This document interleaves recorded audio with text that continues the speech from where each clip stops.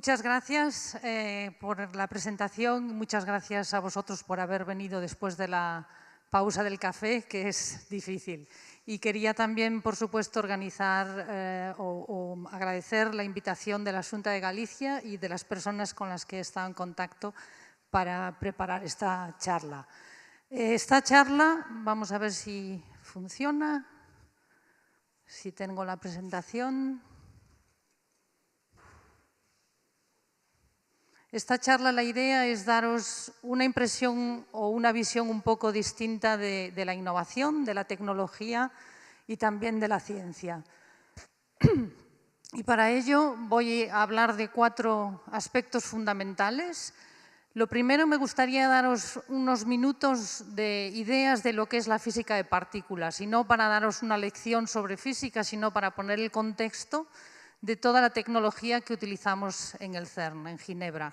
Y luego me gustaría enfatizar 2 aspectos de la ciencia que hacemos en el CERN, que es el aspecto colaborativo y también la parte relacionada con la educación, que es también una parte fundamental de nuestro trabajo.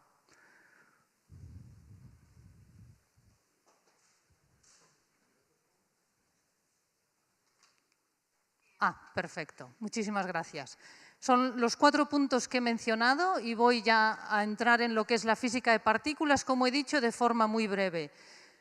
La física de partículas es la parte de la física que estudia los componentes fundamentales de la materia y la interacción entre ellos. Quiero decir, partículas y fuerzas. ¿Y a qué me refiero con eso? Cuando yo estudiaba aquí en Santiago, en el colegio, cuando me empezaron a hablar de partículas, esta es la imagen que nos daban. Este es el átomo de hidrógeno, que es el átomo más sencillo, en el que hay un protón en el centro y un electrón orbitando alrededor. Y atención a las dimensiones, porque si el protón fuese una bola de 10 centímetros, el electrón estaría a más de 10 kilómetros de distancia. ¿Cómo vemos hoy un protón? Esta sería la imagen un poco artística de lo que es un protón. Tenemos el protón central, que de hecho son 3 quarks diferentes, o sea que el protón no es una partícula fundamental, sino que tiene una estructura interna, y esos quarks están unidos en el centro por la fuerza fuerte, y como hay una fuerza, hay una partícula asociada a esa fuerza que llamamos gluón.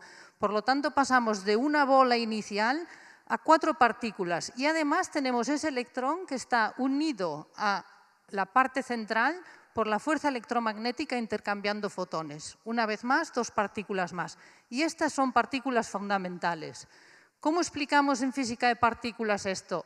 Tenemos el modelo estándar de partículas, que realmente es un modelo precioso por la sencillez que tiene. Esta tabla nos explica los ladrillos o los componentes de todo lo que vemos. Todo lo que vemos en el universo podemos explicarlo con combinaciones de estas partículas, que realmente es una tabla muy sencilla. Tenemos las primeras partículas que forman la Tierra, el universo, todo lo que vemos, y las partículas que acompañan a la fuerza. El problema de este modelo, y por eso le llamamos modelo y no teoría, es que no funciona perfectamente.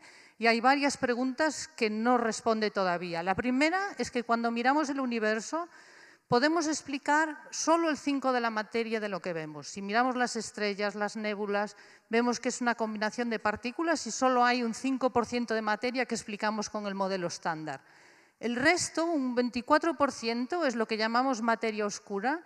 Es materia que sabemos que está ahí porque podemos medir en el universo la velocidad de rotación de las galaxias y sabemos que se mueven mucho más rápido que si solo contamos la materia que podemos ver. Le llamamos materia oscura, tenemos partículas candidatas a explicar esa parte del universo y una parte enorme, el 70%, que llamamos energía oscura porque no tenemos ni idea de lo que es. Esta es una de las grandes preguntas fundamentales de la ciencia hoy en día. Primero, descubrir las partículas que explican la materia oscura y segundo, explicar lo que es la materia oscura o la energía oscura. Y otra pregunta fundamental es la simetría que vemos en el universo entre materia y antimateria. Nosotros en el CERN, primero el modelo nos dice que deberíamos tener la misma cantidad de materia y antimateria en el universo y además miramos al universo y no vemos antimateria, todo lo que vemos es materia. Nosotros en el laboratorio, en el CERN, podemos crear materia y antimateria y siempre que la creamos se generan en cantidades iguales. Entonces hay una pregunta fundamental que es ¿cuál es el mecanismo que hace que en un momento dado, cuando se creó el universo, toda la antimateria desapareció. Pues todas estas preguntas se resuelven como se hace ciencia hoy en día. La ciencia hoy en día está íntimamente ligada a la tecnología y a la innovación. De hecho, en nuestra vida, cuando tenemos que ver algo que está muy lejos, cogemos unos prismáticos y lo que hacen los astrónomos cuando van y quieren ver el universo, producen telescopios, radiotelescopios, telescopios ópticos. Y lo mismo en la vida diaria, cuando queremos ver cosas muy pequeñas, cogemos un microscopio y lo que hacemos nosotros los físicos de partículas es construimos aceleradores. Un acelerador es como un microscopio enorme, nos permite ver la materia en su estado más pequeño. Y no solo eso, sino que en los aceleradores tenemos una ventaja con respecto a los telescopios y es que podemos reproducir las condiciones cuantas veces queramos. Y eso es muy importante en ciencia y además nos da una visión yendo en el tiempo hacia atrás del universo. ¿Por qué? Porque con un acelerador podemos crear condiciones de energía que nos ayudan a crear partículas que no existen hoy en día, pero que existieron en el momento en que se construyó que se generó el universo. Por eso el LHC se llama muchas veces la máquina del tiempo. Esto es la visión aérea de lo que es el acelerador hoy en día en el CERN. Es una circunferencia de 27 kilómetros de longitud que está a 100 metros bajo tierra. Si alguien conoce Ginebra, esta parte sería el aeropuerto de Ginebra. Son 4 kilómetros de pista y os empieza a ver la dimensión. Pero yo me he permitido poner el LHC encima de Santiago y veis aquí la catedral y donde estamos ahora mismo quedaría dentro de lo que es la circunferencia del LHC. Es una infraestructura enorme, muy compleja y es una infraestructura que no hay ningún país en el mundo que se la puede permitir. Por lo tanto, el CERN está organizado como un laboratorio internacional que se fundó en 1953 por 12 países europeos, incluido España en el año 61. Hoy en día hay 22 Estados miembros, son todos los países europeos y algunos más como Israel, y tenemos colaboraciones con el resto del mundo. Quiero decir, en el CERN puedes venir a trabajar aunque tu país no sea un miembro fundador o un miembro permanente del CERN. Y lo que es interesante recalcar es la plantilla del CERN, que son 2.500 personas, que son ingenieros, físicos y técnicos, pero hay 12.000 usuarios. Quiero decir que el CERN pone a disposición esa infraestructura y usuarios de todo el mundo que trabajan en centros de investigación o universidades vienen y hacen sus experimentos en el CERN. Tiene un presupuesto anual de 1.100 millones de francos suizos que tenéis que multiplicar por 1,2 para saber el budget del CERN en euros. Y lo que es relevante es ver el perfil de las personas que trabajan en el CERN. Por eso creo que esta charla es relevante en este congreso. Si cogemos solo la plantilla en el que hay 2.560 personas, el 35% de la plantilla del CERN son técnicos, gente que ha estudiado formación profesional o el estudio equivalente en cualquiera de los Estados miembros. Cuando hablo de plantilla, evidentemente, es gente que viene de los Estados miembros del CERN, de los 22 países. El resto de la plantilla es una combinación de gente administrativa, el 17%. Fijaros en el número de lo que se llaman los físicos de investigación, es bajísimo, 3%. Y esa es la imagen que me gustaría que os llevaseis hoy a casa, que en el CERN no son físicos de bata blanca trabajando, sino que son tecnólogos, ingenieros, físicos aplicados y sobre todo técnicos, 900 técnicos en el CERN. Además, hay programas muy importantes para estudiantes, aprendices y todos los Estados miembros, por supuesto España tiene acceso. Este es un pequeño vídeo que muestra, si funciona, sí, que muestra un poco cómo funciona esta infraestructura tan grande. Básicamente es el anillo de 27 kilómetros con 4 puntos muy concretos en los que se ponen experimentos, detectores de partículas. Esas partículas se aceleran a la velocidad de la luz y se hacen colisionar en el centro de esos 4 detectores que tenemos en el anillo. Y la complejidad de todo este proceso es en 3 líneas. La primera, construir, por supuesto, ese acelerador que va a coger partículas y ponerlas a una energía enorme. La parte segunda sería la parte de construcción de los detectores, quiere decir la instrumentación que nos permite ver las colisiones. Y, por supuesto, una tercera parte, que es qué hacemos con todos esos datos que se generan en el LHC. Por lo tanto, 3 pilares fundamentales para hacer física de este tipo. Por lo tanto, me gustaría que hoy nos centrásemos en la parte más técnica, más tecnológica. Evidentemente, empezamos con una idea en física, con un modelo, con simulaciones, pero los instrumentos que necesitamos para comprobar esa física son los aceleradores, en los que vamos a hablar de imanes, de cavidades superconductoras, de células de radiofrecuencia, los detectores de partículas, en los que estamos hablando de sensores, electrónica rápida, la conversión de esas señales que se registran en el detector y el filtrado de los datos. Estamos hablando de electrónica, sistemas de computación súper rápidos, y luego viene la parte de análisis de datos y de parte de física. En estas 3 partes en rojo, la plantilla técnica contribuye como mínimo un 50% para desarrollar estas infraestructuras. Un acelerador de partículas, y me voy a mover en esas 3 líneas, aceleradores, detectores y computación, es básicamente un anillo. En este caso puede haber también aceleradores lineales con componentes que se repiten periódicamente. Y los componentes principales son las cavidades de radiofrecuencia, que son las que inyectan energía a las partículas, los imanes que curvan la trayectoria de las partículas, porque por defecto las partículas se mueven a velocidad de la luz en línea recta, y lo que llamamos los imanes de focalización, quiere decir, son los imanes que hacen que esas partículas estén confinadas en el espacio que queremos. Así es como parece el LHC si uno baja 100 metros bajo tierra. Es realmente una infraestructura enorme, y lo que se ve básicamente son esos grandes imanes que tenemos que construir para tener siempre las partículas en la trayectoria que necesitamos. Pero lo que es interesante realmente es ver la tecnología que tenemos que desarrollar para tener estos imanes, que son únicos en el mundo. Son imanes superconductores, lo que quiere decir que tenemos que refrigerarlos a la temperatura del helio líquido, unos menos 270 grados, y de hecho es solo la parte central, la parte por la que pasan las partículas. Luego tenemos esos imanes superconductores y unas piezas muy precisas que se producen con una mecánica muy especial, porque tienen que contener los movimientos mecánicos cuando este sistema se refrigera de menos 270 a temperatura ambiente cada vez que paramos o encendemos el acelerador. Y por lo tanto hay también una parte muy importante de infraestructura para contener el helio líquido, para contener un montón de instrumentación que necesitamos para controlar que estos imanes funcionan como queremos.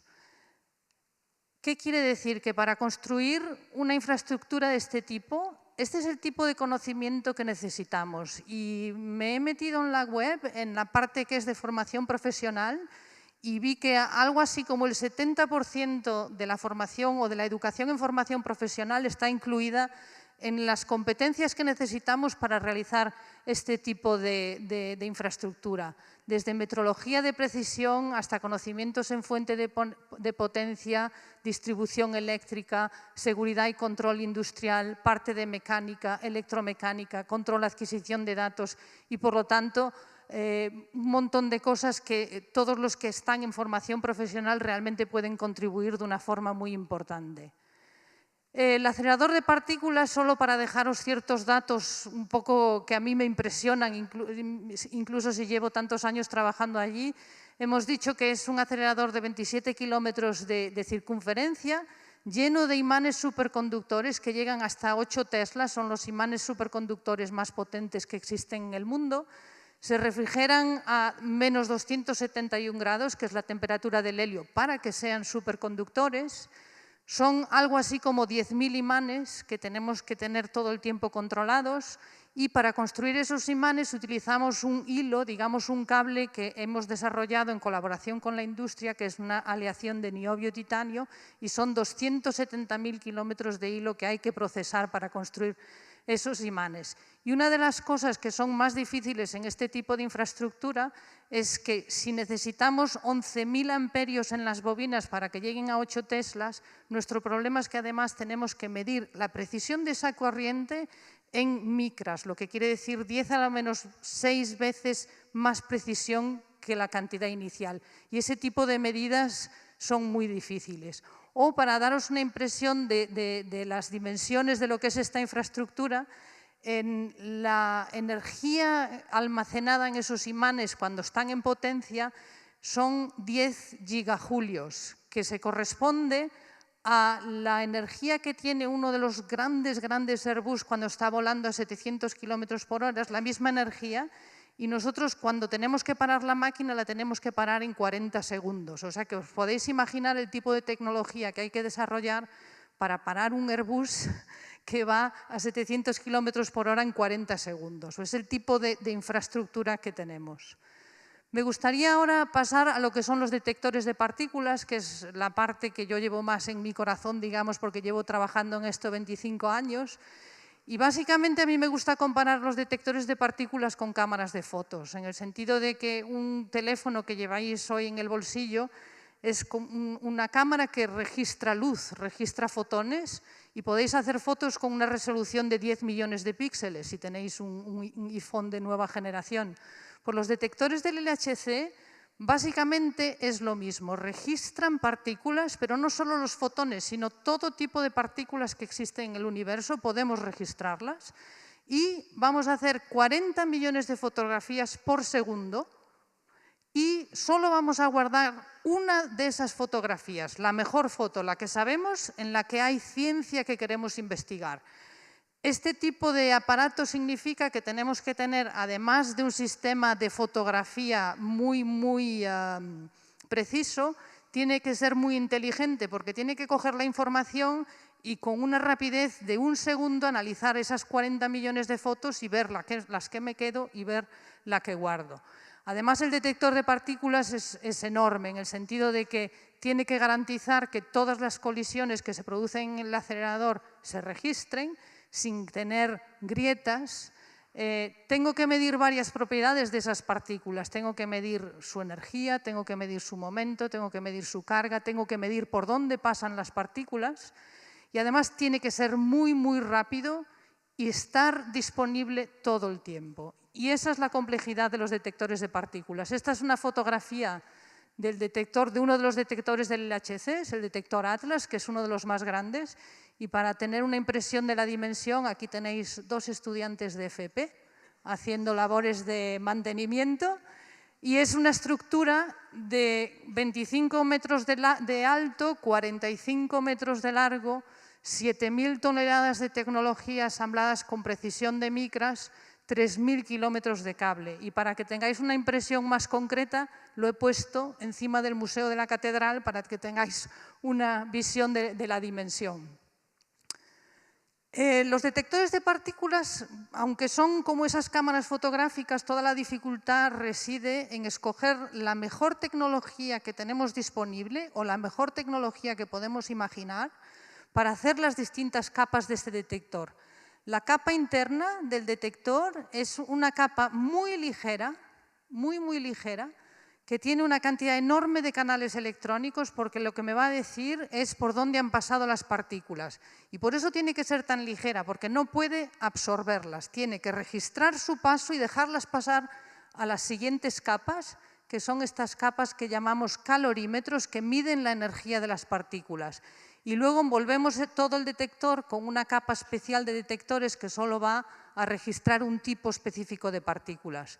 La complejidad está cuando nos acercamos a estas capas. Aquí he extraído la parte más interna, la parte más pequeña del detector Atlas, que de todas formas mide 6 metros por 2 metros y tiene 80 millones de canales electrónicos. De hecho, vemos ya que esta parte interna son 3 subsistemas, un sistema central muy preciso y sistemas en el exterior que van a cambiar su tecnología.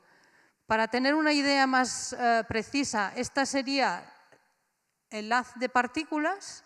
Aquí ocurriría la colisión y una traza de esas partículas empezaría a dejar señales en las distintas capas del detector. El detector de píxel en el centro, detectores de silicio en las partes más externas y un detector de tecnología de gas en la parte más externa. ¿Cómo escogemos esas tecnologías? Pues dependiendo del tipo de física que querramos hacer. Hay física que necesita mucha precisión en las capas internas, hay física que necesita mucha precisión en las capas externas, y es ahí la inteligencia de los físicos e ingenieros y técnicos que diseñan el detector que hará que uno de los experimentos consiga el premio Nobel y el experimento competidor no lo consiga. Para daros una impresión de la complejidad del sistema, he escogido la parte detector de silicio, que son detectores que probablemente la gente que trabaja en tecnología los conoce bien, porque son como los detectores que tenemos en nuestro iPhone, son pequeños chips de silicio. Nosotros los hacemos muy, muy grandes porque nuestra intención es cubrir la máxima geometría posible, pero aún así la industria no es capaz de hacerlos más grandes que esta dimensión. La dimensión total del detector son 12 centímetros. Y en esos 12 centímetros vemos la parte del sensor, la parte de electrónica, la parte de refrigeración y el cableado. En este sensor, por ejemplo, hay 1500 canales electrónicos y tenemos que desarrollar cables súper ligeros. Este cable, de hecho, lleva 1500 señales electrónicas a la superficie y es un cable de este tamaño. La complejidad de hacer sistemas con este tipo de tecnología es que al final yo necesito un sistema que cubra 60 metros cuadrados y por lo tanto hay todo un trabajo de diseño e integración para conseguir hacer un detector con piezas tan pequeñas. De hecho, esta es una fotografía de uno de esos detectores y veis que la parte del detector es la parte central, que está cubierta en este caso con una caja de Faraday, y el resto son los servicios de ese detector, todo el cableado que hace falta para llevar la potencia a los sensores y extraer las señales de ese detector. De hecho, así como os he mostrado el tipo de competencias que hacen falta para hacer un acelerador, estas serían las competencias que hace falta para saber hacer un detector de partículas. Y una vez más, estamos hablando de ingeniería mecánica, técnicas de fabricación, materiales, porque todos los materiales que utilizamos tienen que ser extremadamente ligeros, siempre utilizamos fibra de carbono, epoxis, ingeniería eléctrica, ingeniería electrónica analógica y digital, redes de computación, informática de sistemas, fluidos, instrumentación de procesos, son todo profesiones que son extremadamente relevantes para hacer este tipo de sistemas. Y de hecho, la gracia que tiene este tipo de proyectos en el CERN es que una vez que construimos el detector va a trabajar durante 10 o 15 años. Y después de esa época vamos a sustituirlo por un detector nuevo. Por lo tanto, estamos siempre trabajando en 3 fases en estos proyectos. Estamos trabajando en la fase de I+D para los detectores del futuro o la fase de construcción y operación de los detectores que existen en este momento. Por ejemplo, este es uno de los experimentos del CERN, ALICE, que está construyendo un nuevo detector, el detector central, y lo va a poner más cerca del punto de interacción para tener todavía más precisión y poder hacer física, digamos, más rápido. ¿Y cuáles son las cosas que, además de estar operando el detector actual, hemos tenido que desarrollar para diseñar este detector? Son las siguientes. El sensor anterior que os he mostrado es un sensor de silicio de 200 micras de espesor y los detectores que estamos construyendo ahora, por lo tanto la investigación, el I+D, lo hemos hecho entre 8 y 5 años atrás. Utilizamos detectores de silicio de 50 micras, tan fino, el silicio sabéis que es como el cristal, son tan finos que se pueden curvar como si fuesen plástico y no solo, además de tener el sensor, hemos integrado la electrónica de lectura en esa pieza de silicio. Por ejemplo, toda la estructura mecánica la hemos hecho en fibra de carbono y además estamos integrando todo el sistema de refrigeración en esa misma fibra de carbono y son materiales que hemos tenido que desarrollar. Y toda la parte de servicios la hemos también desarrollado, veo que hay, bueno, no ha funcionado, bueno, la parte de servicios la hemos desarrollado también para integrar en lo máximo posible todas las señales. Tenemos lo que llamamos circuitos impresos con aluminio que son capaces de llevar miles y miles de señales en una tirita así de fina. Otra parte importante de estos detectores es, una vez que ese sensor ha visto una señal, cómo convierto esa señal en algo que pueda leer con un ordenador. Y aquí veis la complejidad del proceso. Una partícula llega a un detector, en este caso es un calorímetro, y la partícula se convierte en luz dentro de ese detector y la energía se convierte en luz, la luz la voy a convertir en corriente, la corriente en voltaje, el voltaje en bits, para poder digitalizarlo y una vez que lo tengo en bits, lo vuelvo a convertir en luz para poder sacarlo de la caverna experimental hasta la superficie con fibras ópticas. Y toda esa parte es la que luego los ordenadores van a poder procesar. Por lo tanto, una parte importante son los aceleradores, una parte muy importante son los detectores y una parte también muy compleja es todo el proceso de computación que necesitamos desarrollar para poder realmente hacer física.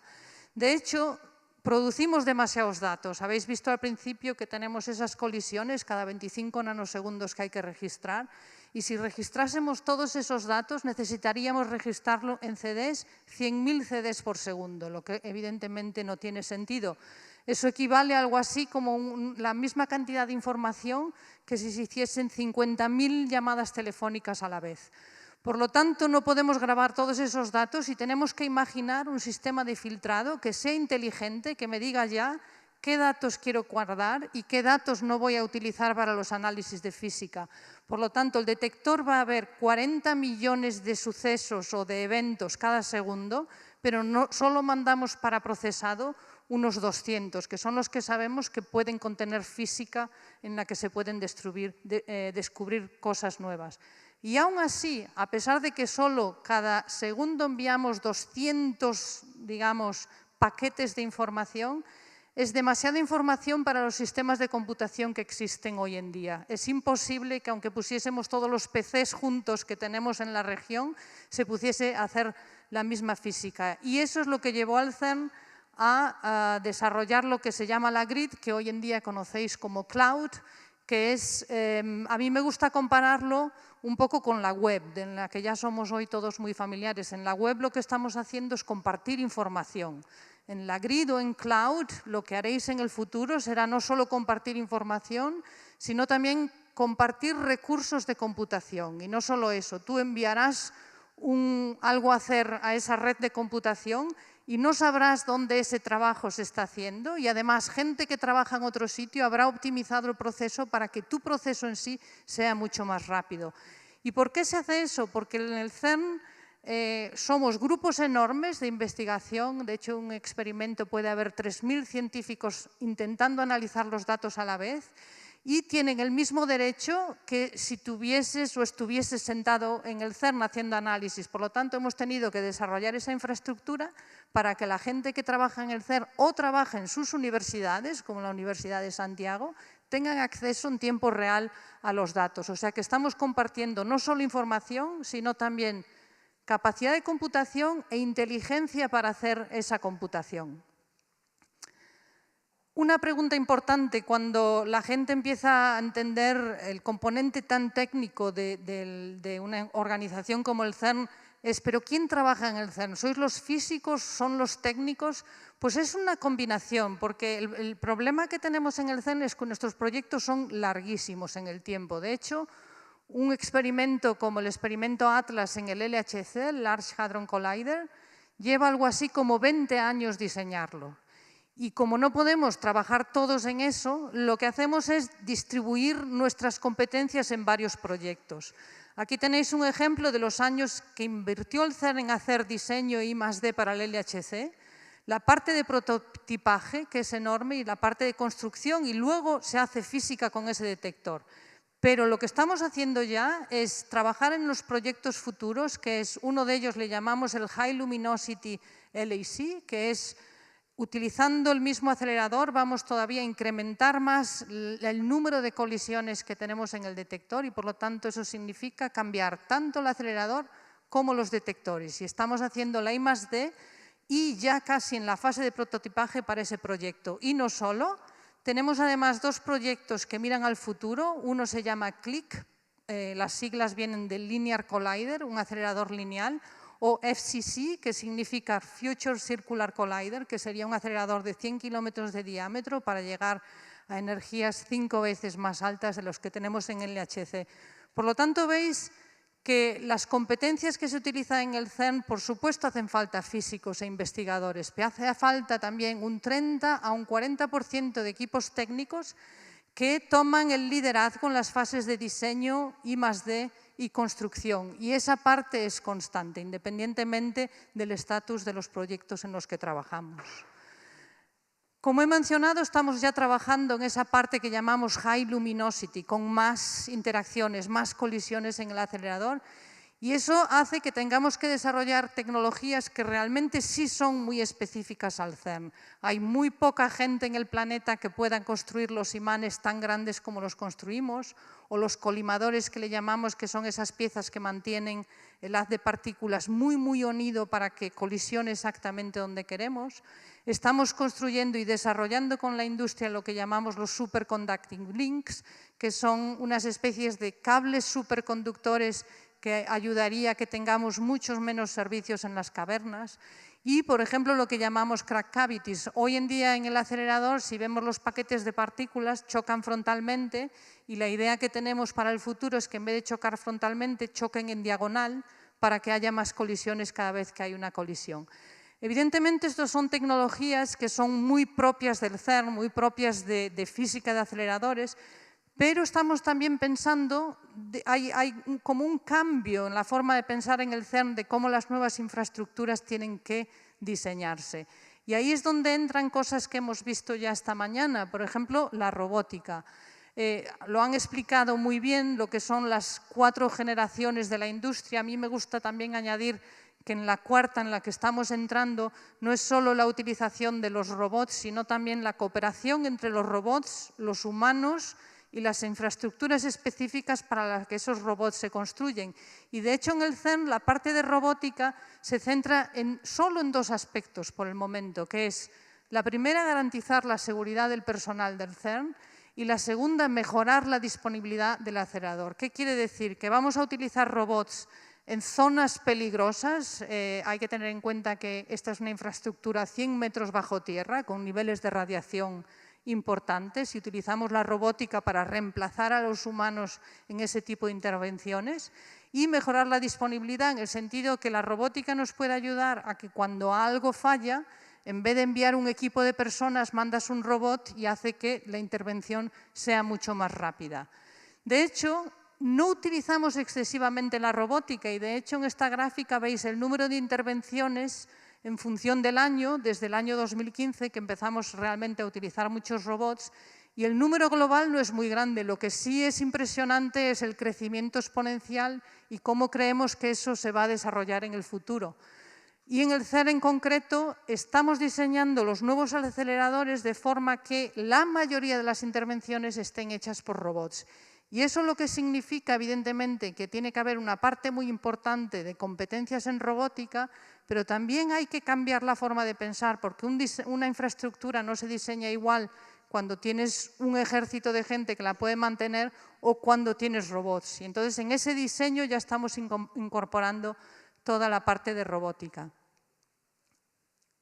Aquí tengo un pequeño vídeo, por ejemplo, de lo que hacemos con robots en el CERN, pero esto ya es el día a día.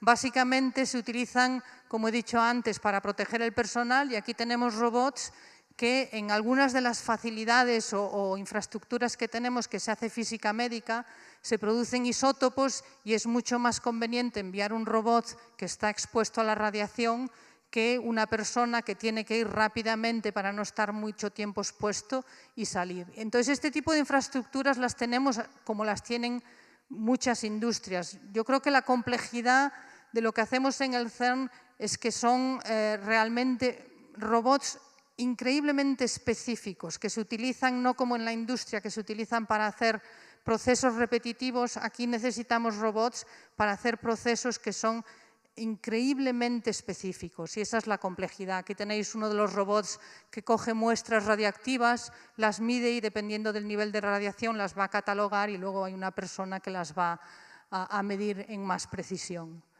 Lo mismo hacemos con la impresión 3D. Evidentemente, en el CERN no tenemos un departamento que esté desarrollando impresoras 3D, pero sí que las compramos siempre los últimos modelos, y son realmente útiles, sobre todo cuando necesitamos producir o diseñar componentes multifuncionales, que yo creo que es una de las grandes tendencias en tecnología a partir de los próximos años. Por ejemplo, veis en esta imagen una parte que va a ser la parte de servicios de criogenia de uno de los detectores, que no solo hace la parte criogénica, sino que también en una sola pieza podemos poner las cartas electrónicas, podemos hacer que sea un soporte con precisión, está impreso en 3D. Y la segunda parte es un ejemplo, como por ejemplo un componente convencional que antes necesitaba 11 piezas y gente que hiciese cada una su pieza y luego el ensamblaje, ahora con impresión 3D tenemos simplemente 2 soportes que se adecúan y por lo tanto podemos tener piezas de recambio que hacemos en 24 horas.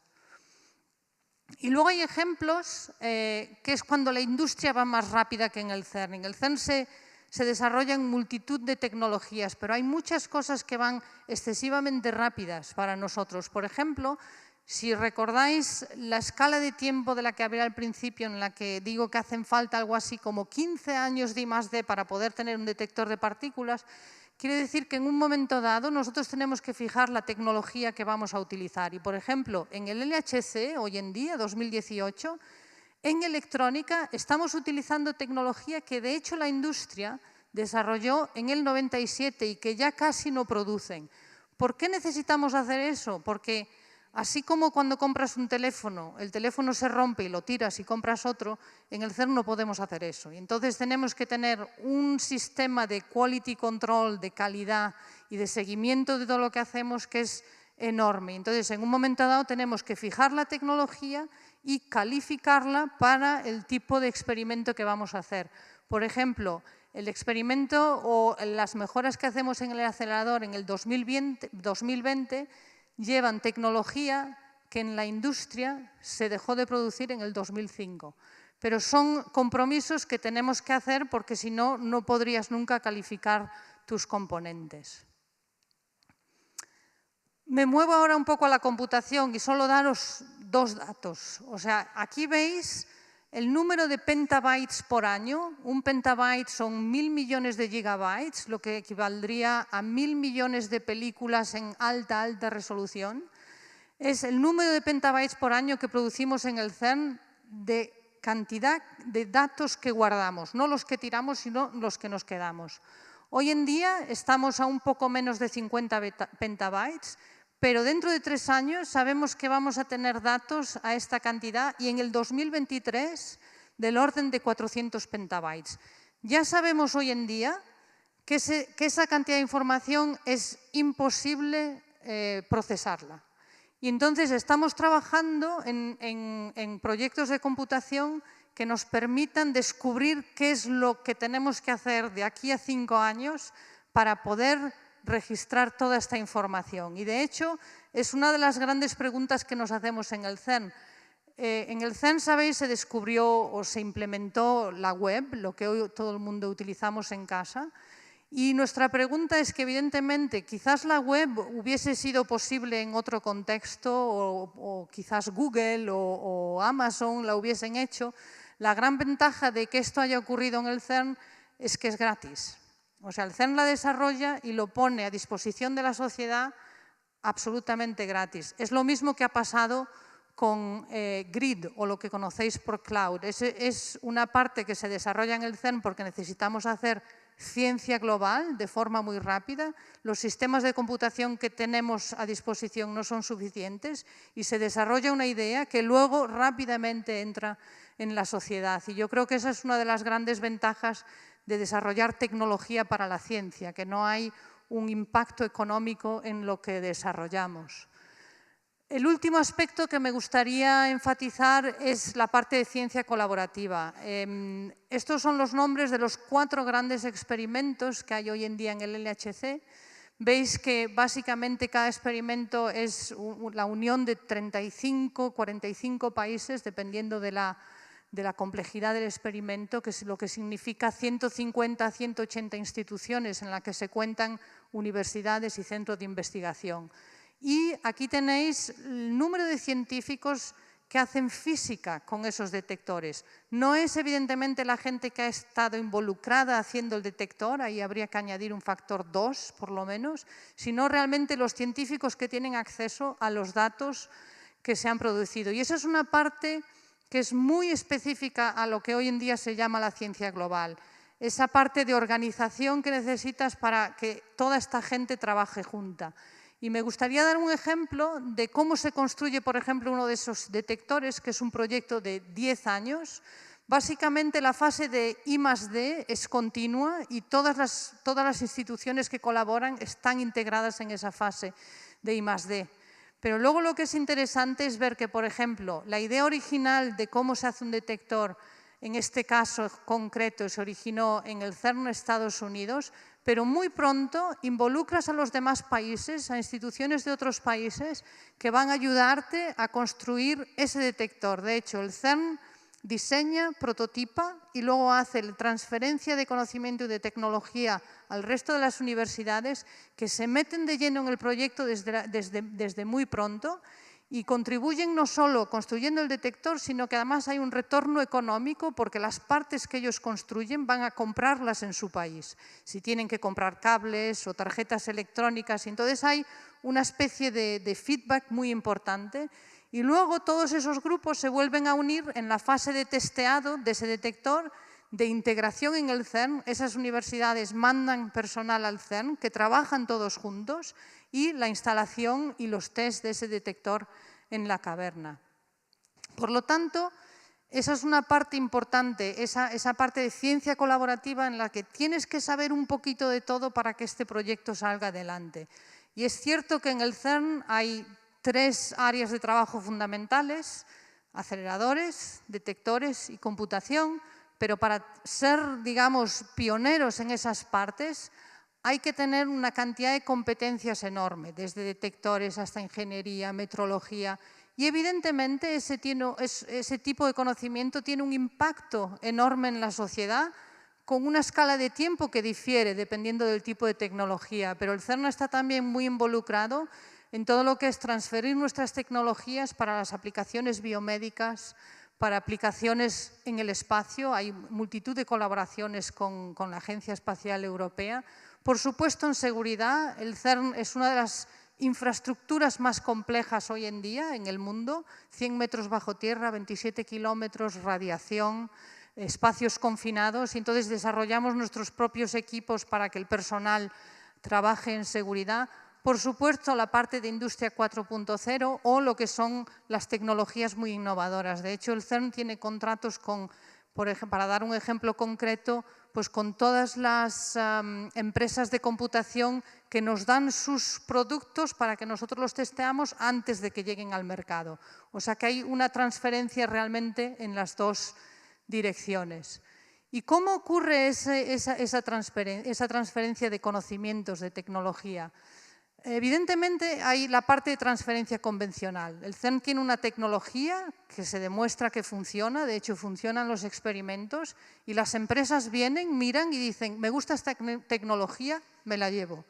Todo eso ocurre de una forma muy natural, no hay costes para la empresa y es la transferencia de conocimiento convencional. Pero hay una forma que es más interesante, que realmente todas las escuelas de negocios vienen al CERN para investigar cómo hacemos eso, y es esa transferencia colaborativa. ¿Cuál es la diferencia? La diferencia es que en la transferencia colaborativa las industrias están en el proceso de I+D desde el principio. ¿Y por qué? No porque seamos guays, es porque realmente nos hace falta que la industria esté con nosotros para que incluso nosotros podemos evaluar los costes de un experimento. Es muy difícil saber cuando tienes una idea cuál va a ser el coste final si no involucras a la industria. Y es importante que los investigadores y la industria trabajen juntos desde el principio, porque no todas las ideas se pueden producir, lo hemos visto esta mañana además. Esas primeras etapas de I+D son realmente, yo creo, para mi gusto, las más productivas en todo el proceso, porque una vez que entras en la parte de construcción se asemeja más a procesos industriales, pero la parte de I+D es muy única. Y además es la etapa que puede proporcionar un montón de empresas de spin-off que estudiantes, técnicos, cogen esas ideas y las pueden llevar. Y además garantiza a la gente que trabaja, a la industria que trabaja con el CERN, la exposición y la competitividad internacional. Y además es una fase de I+D. ¿Qué quiere decir? Que tenemos multitud de ideas Y quizás de las 10 ideas que se ponen en la mesa, una sola será la que se instale en uno de los detectores, pero aún así esa parte de educación, de capacitación, de internacionalización se queda desde el principio. Por lo tanto, es yo creo que una parte muy, muy relevante y muy especial de cómo se hace esta ciencia global. Me gustaría concluir dándos un poco el perfil técnico del CERN, porque recordar que entre los físicos aplicados ingenieros y los 900 técnicos que hay en el CERN es más de la mitad del personal. Y en cuanto a las cosas que uno puede estudiar en FP, sería un 25% de esos técnicos vienen de la rama de mecánica, una parte importante evidentemente de electrónica y computación y electromecánica. O sea que son realmente profesiones en las que hay una demanda continua y total. ¿Y cómo puede llegar uno al CERN cuando ha hecho una formación profesional? Pues hay dos programas que funcionan muy bien. Con un diploma técnico hay el programa que llamamos Technician Training Experience, que realmente me gustaría que como profesores le hablaseis de ella a vuestros alumnos, porque hay que tener menos de 4 años de experiencia desde el momento en que se da el título de técnico. Y además de estar involucrado en un proyecto, vas a tener en ese proyecto las dos fases, la fase de I+D y la fase de producción o mantenimiento. Y además tiene un componente muy importante de educación. La gente que viene sale sabiendo inglés, sabiendo francés, sabiendo informática, automación, independientemente del tipo de competencia que trae desde el principio. Y además, lo que estamos intentando hacer, este es un programa muy nuevo, de hecho fue un programa piloto solo hasta hace un año, lo que estamos intentando hacer es crear una especie de bolsa de esos técnicos que luego pueden solicitar ser miembro de plantilla. Evidentemente, una vez que tienes el diploma puedes solicitar ser miembro de plantilla, pero en el CERN siempre pedimos cosas muy específicas, o sea, no son candidaturas muy abiertas. Por lo tanto, cuando uno pasa por este programa ya tiene todo el conocimiento del CERN, los lenguajes para ser un excelente candidato para ser miembro de plantilla. O sea que es una parte que realmente me gustaría que le transmitieseis a vuestros estudiantes. Y voy a acabar, porque me han dicho que tenía que ser rápida, con 2 o 3 frases. De hecho, yo creo que el CERN es una organización interesante porque ha conseguido, a través de la cooperación, de la colaboración, construir los instrumentos científicos más complejos de la humanidad. O sea, no hay duda en eso. Y sabemos además que hay una relación muy estrecha entre la tecnología y los descubrimientos en física. Así es como se hace ciencia hoy en día, tanto en astrofísica como en medicina, como en física. Si no hay tecnología, no avanzamos. La tendencia en instrumentación, y es ahí donde yo creo que entran estas competencias que se enseñan también en la formación profesional, es integrar lo máximo posible. O sea, donde vemos hoy en día la innovación en el CERN es que cuando coges una idea de electrónica, una de mecánica, una térmica y pones todo eso junto y de ahí salen cosas realmente increíbles. Por lo tanto, es una estrecha colaboración entre físicos, evidentemente ingenieros, pero también gente que tiene experiencia en materiales, nanotecnologías, robótica, computación, y es importante ser consciente de esa parte, que no hace falta ser un físico para trabajar en el CERN. Y lo último, que la curiosidad y los descubrimientos científicos definen el progreso de la sociedad, hoy en día más que nunca. Y eso es un proceso muy complejo, pero que tiene sin duda grandes beneficios económicos y beneficios de educación. Y lo que tiene de maravilloso es que no sabemos en qué escala de tiempo pasan esas cosas. Hay cosas que se ve la implicación inmediata y hay cosas en las que la sociedad tiene que esperar entre 10 y 15 años. Por lo tanto, mi conclusión, cuanto más ciencia o aquí, cuanto más tecnología, mejor para todos. Gracias.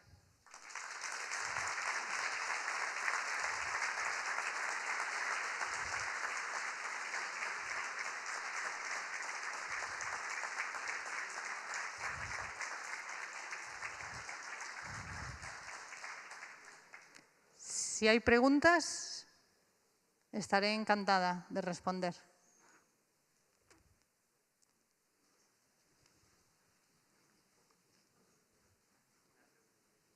Enhorabuena por la exposición y voy a empezar entonces por el final. Ya que hablabas del programa de entrada para técnicos, que tienen que tener un diploma técnico de menos de 4 años, que eran los TTE, ¿cómo seleccionan a las personas que van a entrar? ¿Por currículum vitae, entrevista? ¿Qué hacen para contarle a los alumnos cómo...?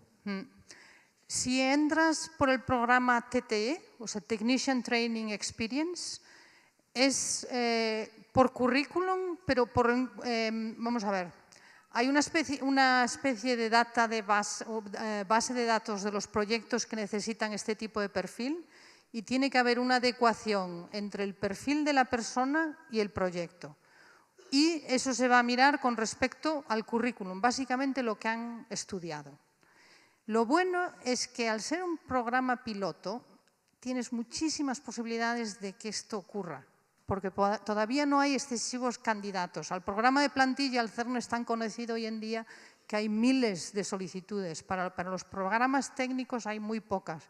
Entonces, yo no sé si he pasado el mensaje con suficiente claridad, pero es importante que le paséis el mensaje. De hecho, os metéis en Google, ponéis Technician Training Scheme y lo encontráis. Hay que solicitarlo, porque hay muchísimas posibilidades y es en base a las competencias que ya traes de tu escuela. Para la parte de staff es un proceso más complejo porque es mucho más competitivo. Y se hace una primera selección en base al CV y la experiencia de la gente y luego hay una entrevista remotamente con vídeo y de ahí se hace una lista de entre 10, máximo 10 candidatos que van a venir al CERN a una entrevista personal en la que te reúnes con el que sería tu jefe, tu equipo en el proyecto que te vas a unir. Hay que hablar bien inglés, pero el CERN tiene permanentemente cursos de inglés y francés para la gente que llega para que se ponga al día. El contrato ese, como decías, es 1+1. ¿Qué pasa cuando se acaban los 2 años si le pasa el segundo año? Mira, las estadísticas que tenemos hoy en día, en principio entras por 1 año y la extensión al segundo año es casi automática, a no ser que mates a tu jefe, te van a extender. Y ya en ese momento se le pone en contacto con el Departamento de Recursos Humanos para que sean candidatos a las posiciones de plantilla. Y entonces, hoy en día, sobre el 60% de los TTEs están ya contratados como plantilla. Date cuenta que hay un movimiento de técnicos importante, ¿eh? Se contratan muchísimos al año. Vale. Otra pregunta ya es un poquito más de curiosidad. En la diapositiva 44 que pusiste, que está Research and Development, hacia abajo, ¿dónde sería buena España? Porque partimos que el CER de USA, no me dio tiempo a copiar todos los datos, después estaba arriba, poníamos Reino Unido y Estados Unidos también, y creo que en electrónica aparecía ya la Unión Europea. ¿España dónde seríamos potencia? ¿Dónde? No sé si me expliqué bien. Sí, a ver, en España hay muchos grupos que trabajan en colaboración con el CERN. Y a mí me gustaría, de hecho, recalcar, el grupo aquí en Santiago tiene una experiencia enorme en lo que es hacer física con los datos, pero también construir detectores. Y, de hecho, construyen detectores de silicio, tienen experiencia en construir detectores de gas. Y eso mismo ocurre, por ejemplo, en Valencia, en Barcelona, en Madrid. España tiene una competencia muy buena en detectores de silicio, que son los detectores más complejos. Evidentemente, hay también muchas empresas españolas que trabajan en el CERN, en ingeniería civil, muchas empresas vascas de mecanizados que trabajan con el CERN. Yo trabajé en una empresa en cuarzos industriales S.A. que generaba como residuos así el silicio y me preguntaban, de aquella no sabía y tampoco sigo sin saber, el silicio que se genera y se podría utilizar para hacer estas placas de silicio. ¿Sería una posibilidad de que esas industrias no? No. Este es un tipo de material que es bastante abundante, pero es muy específico para construir sensores. Quiero decir, son materiales dopados con elementos químicos muy especiales y, de hecho, hay pocas empresas en Europa que lo hagan, Alemania, Austria, que hagan este tipo de sensores, y los grandes proveedores es Japón, Hamamatsu, los grandes proveedores de detectores.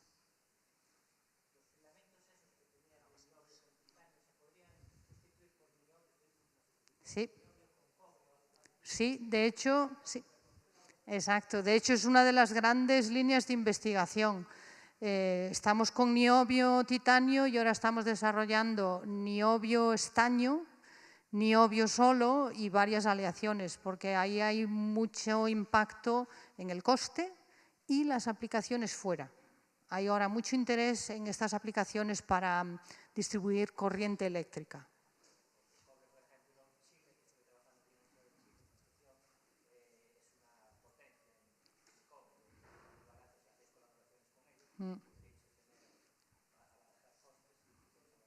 Sí, lo que pasa, el cobre no es superconductor. Ok, muchas gracias.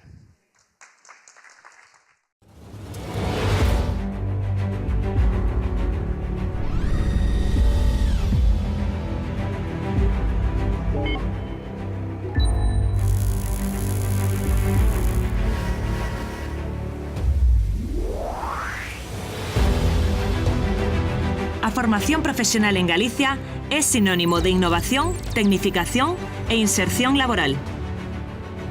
O alumnado descubriu que a especialización técnica é a clave do seu futuro. E non só iso, as empresas saben que a FP é o lugar onde atopar o capital humano que precisa. Proba delo é que 8 de cada 10 alumnos de FP atopamos un traballo nada máis rematar os estudos. A FP é flexible e chega a todo o mundo. Hai unha formación profesional pensada para cada un de nós.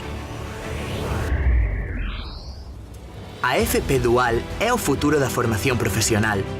Unha aposta por unha colaboración máis estreita entre o centro educativo e a empresa. Galicia apostou pola creación dunha potente rede de centros integrados nas 4 provincias.